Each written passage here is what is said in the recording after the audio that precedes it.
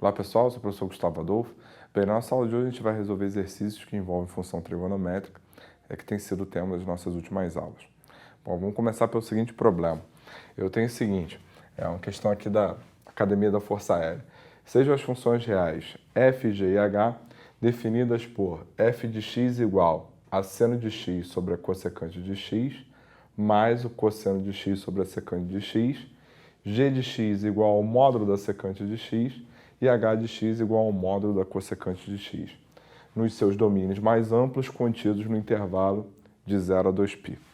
Tá? Fechado em 0, fechado em 2π. Então, o que ele quer saber é a quantidade de pontos de interseção que há entre os gráficos de f e g, gh e fh, no caso, respectivamente, para marcar a nossa opção. Certo? Bem, então vamos lá. Então, para começar, primeiro, olhando para a nossa função f. Bom, primeiro eu vou determinar o domínio da função f. Então, repare que nós temos a cossecante de x aqui, temos também a secante de x. Então, lembrando das nossas aulas de circunferência trigonométrica, o que ocorre? Então, eu tenho aqui o eixo dos cossenos, tenho aqui o eixo dos senos, certo? Bom, lembrando, o que é a cossecante? A cossecante é o inverso do seno, ou seja, isso aqui é 1 sobre o seno de x. O que é a secante? É o inverso do cosseno, então isso aqui é 1 sobre o cosseno de x. Perfeito? Bom, como a cossecante é o inverso do seno, o seno não pode ser zero. Bom, e onde é que o seno é zero? O seno é zero em 0, em π, e em todos esses arcos côngruos, A0 e AP, tá? Congruentes aos dois.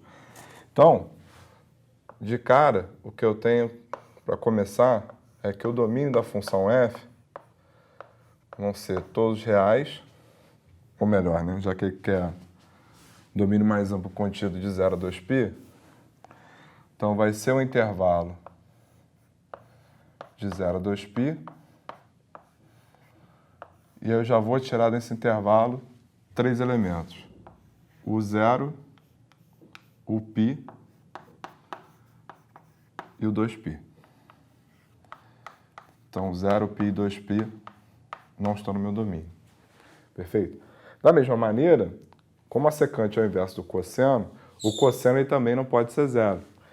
Então, onde é que o cosseno é zero? O cosseno é zero em π sobre 2 e 3π sobre 2, considerando só o intervalo de 0 a 2π, que foi o que ele quis. Então, dessa maneira, esses dois arcos não estão no meu domínio. Então, retirar π sobre 2 e 3π sobre 2, certo? Então, o domínio da nossa função f é todo o intervalo de 0 a 2π, exceto quem? Exceto esses caras, tá? Bom, analogamente eu tenho o quê? Eu tenho o seguinte, função g é igual a secante. Então, domínio da nossa função g, segundo exercício, tem que estar contido no intervalo de 0 a 2π. Mas é a mesma coisa que a gente fez no item anterior, para a função f. Como a secante é versus o cosseno, então esses dois caras não estão no domínio. Então, π sobre 2 e 3π sobre 2 também não vão estar. Então, é todo o intervalo de 0 a 2π, exceto esses dois valores. E, da mesma maneira, o domínio da função h vai ser um intervalo de 0 a 2π, menos quem? Menos os valores para os quais o seno é zero, que no caso, 0π e 2π.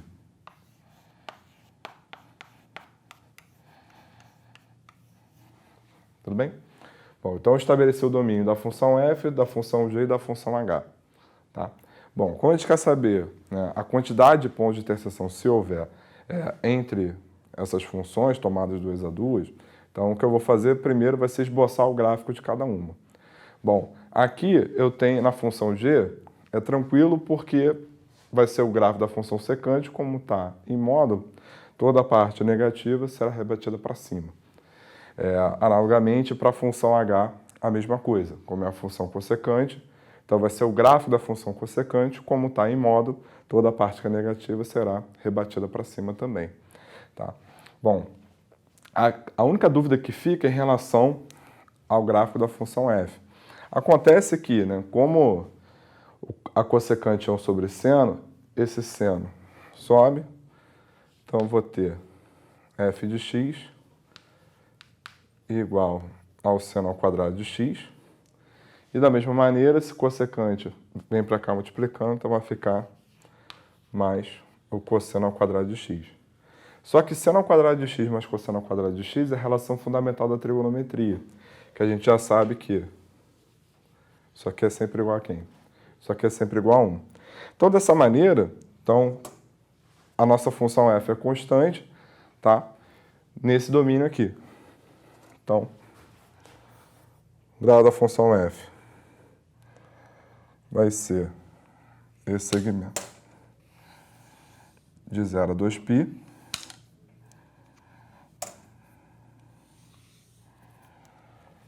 Lembrando que o 0 não está no domínio, π sobre 2 não está no domínio, π não está no domínio, 3π sobre 2 também não, e o 2π também não. Então, esse gráfico aqui em vermelho é o gráfico da função f de x. Tudo bem? Tá? Bom, agora, com relação à função g, a função secante. Bom, o que acontece? Quando o x é igual a 0, a secante é igual a quanto? A secante é igual a 1, né? Daqui. Ocorre que, conforme o nosso arco aumenta, nós temos que o cosseno, ele o quê? Ele diminui. Se o cosseno diminui, como a secante é o inverso do cosseno, então essa secante aumenta, ou seja, então, como a gente já viu em aula anterior, ele cresce para cá. Da mesma maneira, quando chega em P, fica menos 1, então ficaria aqui a segunda parte do gráfico da função g. Como é em módulo, essa parte é rebatida para cima.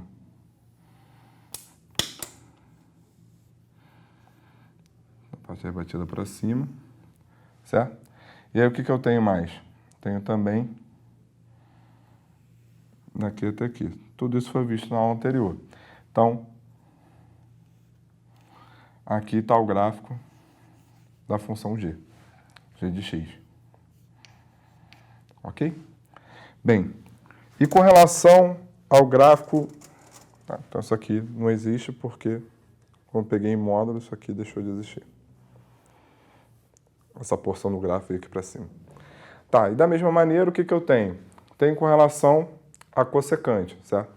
Bom, quando o x é igual a 0, o seno é 0, ou seja, então essa cossecante está indo lá para mais infinito. Então vai ficar algo assim. Certo? Então isso aqui a gente também já viu na aula anterior. Então, está aqui. Esse gráfico aqui é o gráfico da função h de x.